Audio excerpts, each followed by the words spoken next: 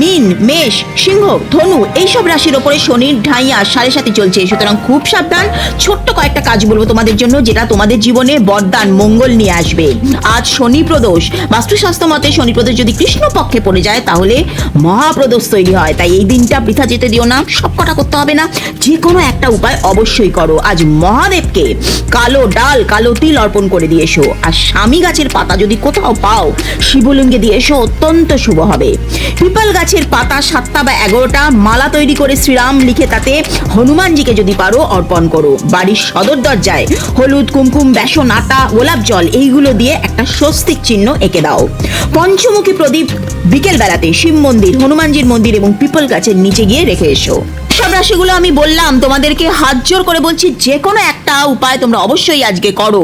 শনির কালো ছায়া থেকে অবশ্যই মুক্তি পাবে। জয় শনি ঠাকুর। ভিডিওটা ভালো লাগলে সাবস্ক্রাইব করে আমার সাথে থেকো। সকলের মঙ্গল।